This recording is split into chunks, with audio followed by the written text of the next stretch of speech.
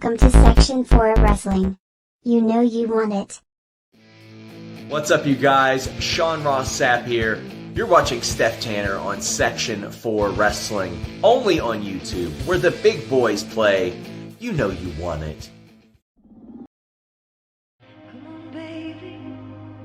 Come on, darling. Let me steal this moment from you now. Come on, angel.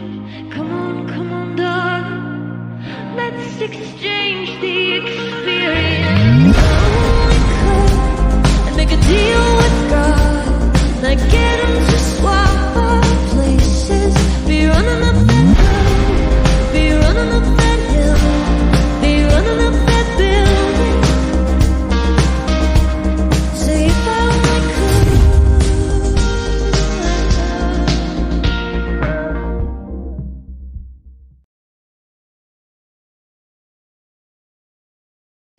Hey y'all, Steph Tanner back once again with another video. This time we're taking a look at tonight's pay-per-view, where 6 matches have been announced for the card so far, including 4 title matches and 2 briefcases hang above the ring. The only way to get them briefcases is to climb the ladder. That must mean it's time for your Section 4 predictions for tonight's pay-per-view, Money in the Bank 2022. Hit the credits.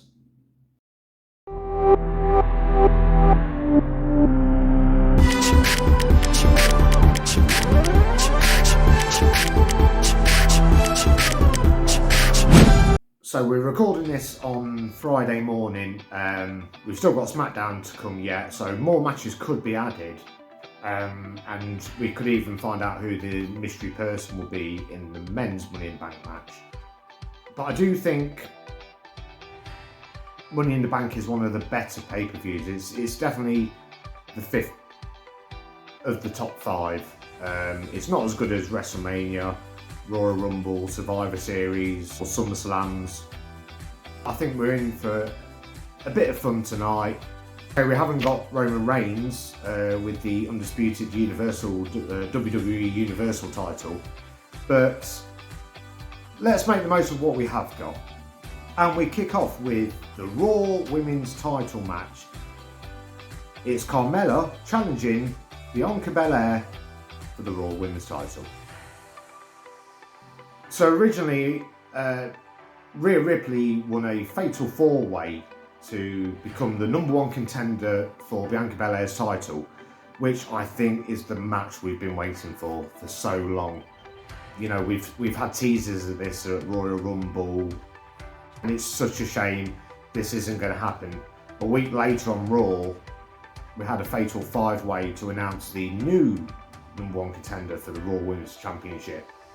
Because unfortunately, Rhea Ripley received an injury to her brain. So instead, Carmella is your new #1 contender. She challenged Becky Lynch, Asuka, Liv Morgan and Alexa Bliss in a fatal 5-way.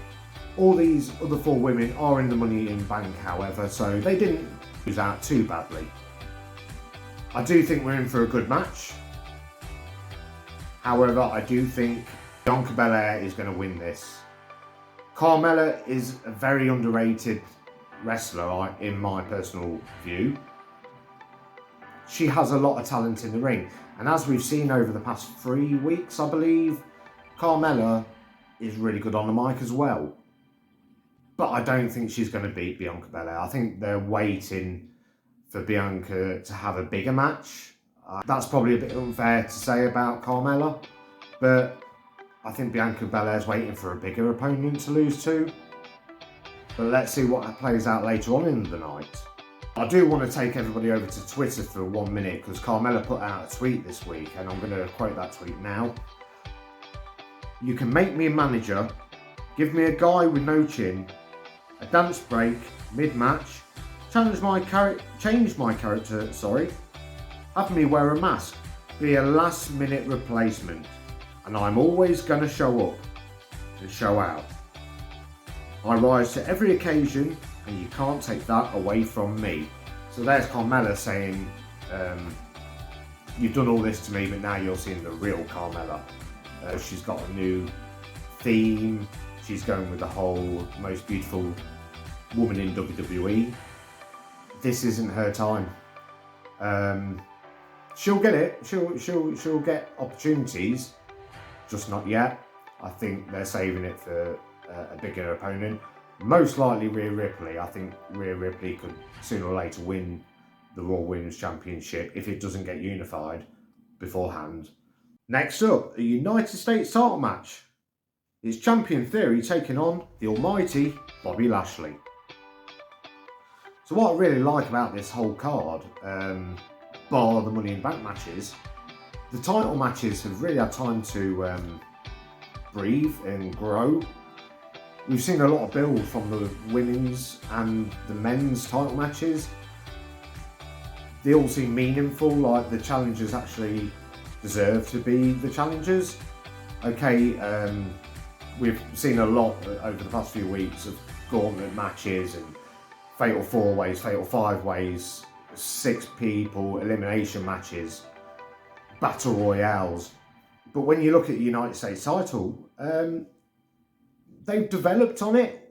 Not necessarily always been good, but a lot's happened. So ever since Omos was added to the men's Money in the Bank, Bobby Lashley has had chance to get away from him and focus more on the goal, in particular the United States Championship, held by Theory. Bobby Lashley is winning this. There's no way Theory's going to win this, really. Theory, I mean, okay, so he's the youngest United States champion of all time at the age of 20. But I hate to say it, the way releases are going at the moment, I can see Theory probably got in about 18 months. Just after next year's WrestleMania, maybe. Next up, it's a Money in the Bank match for the women's briefcase. And you've got Tamina, Raquel Gonzalez, Liv Morgan, Asuka, Alexa Bliss, Shotzi, and Becky Lynch. Alexa Bliss and Asuka, who have both held Money in the Bank briefcase, but neither has ever held it for longer than a day. According to Bookies Unibet, the odds are for Becky Lynch to win this match. And if so, she'll be the first person to win the Money in the Bank and the Women's Royal Rumble. I think I'm going to go with that. I think it's a safe bet, to be honest. We've seen this version of Becky Lynch recently, ever since she had a hair cut off and lost to Bianca Belair for the Raw Women's Championship. There's a lot to come from Becky Lynch, and I could see Bianca Belair holding the title for a long time, and I wouldn't be surprised if Becky Lynch tries to do what her husband did and cash in at WrestleMania, probably against Bianca Belair, and beat her in less than 27 seconds just for humiliation value. Right, here we go. The unified tag team titles are on the line next. We've got the Usos taking on the Street Profits. Typical tag team WWE booking over past 4 weeks. We've had a lot of one-on-one matches on both Raw and SmackDown, where you'll get Jimmy Uso taking on Montez Ford. Next week it'll be the other two fighting, then it'll be Montez Ford facing Jey Uso. You know, it goes on and on and on and on. And probably the weakest looking match on the card, I'd say. This has had the poorest booking. Just typical WWE booking. I do think the Usos are going to retain, purely because they are one of the best tag teams, if not the best tag team. Well, certainly in WWE, but one of the best tag teams on the entire planet. And unfortunately, looking at the roster, there's no one really worthy of beating the Usos. It's very poor in the tag team division. Another pointless match, it's the SmackDown Women's Championship. Another poor pick in my view for Natalya. She won a fatal 5-way, I believe, on SmackDown. To be fair, there's not really anyone worthy of facing Ronda and beating her, apart from Charlotte Flair, but she's away on the honeymoon, I believe. Okay, here we go with another title match. It's for the SmackDown Women's Championship. It's Natalya versus champion Ronda Rousey. Another pointless match, if you ask me. It's just to fill up some time. Without Charlotte Flair being on the scene, there's no one really worthy on SmackDown for that title. We've seen recently Raquel Gonzalez has had a title match. This should have been the pay-per-view match, not Natalya. I know Natalya's breaking world records and things, but who cares? Natalya hasn't been relevant for the best part of 10 years. I don't see Bianca Belair losing tonight, and I don't see Ronda Rousey. Why would you? Save it for someone bigger. So here we go, our last match.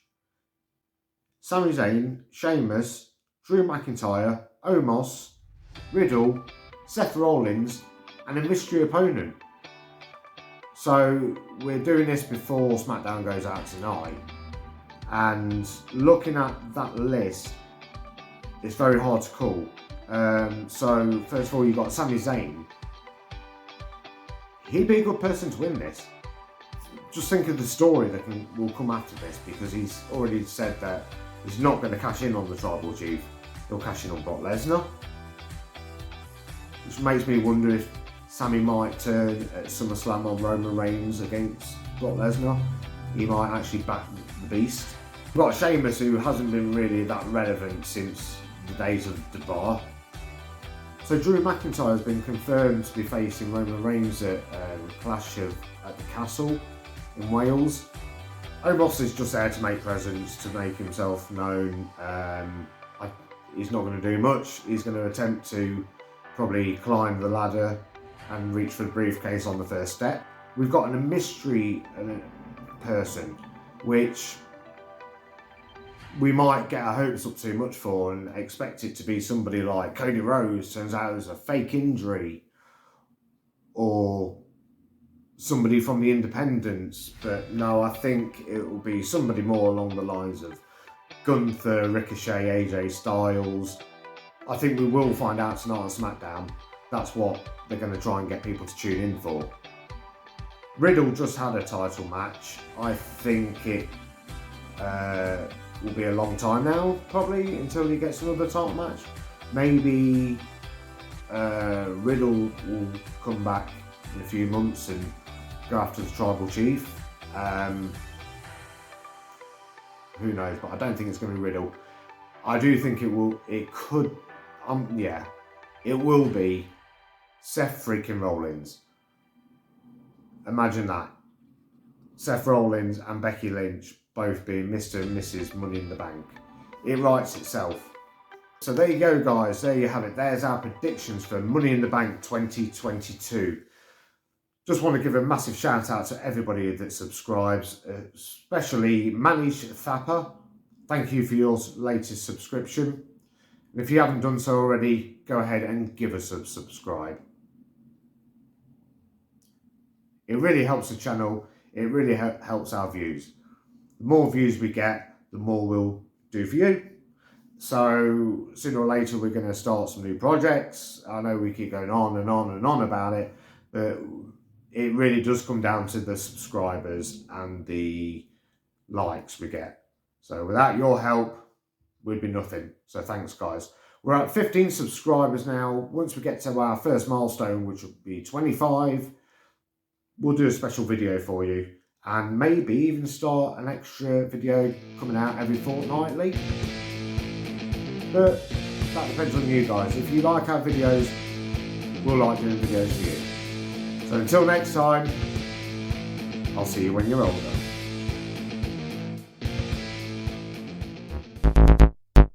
Welcome to Section 4 Wrestling. You know you want it.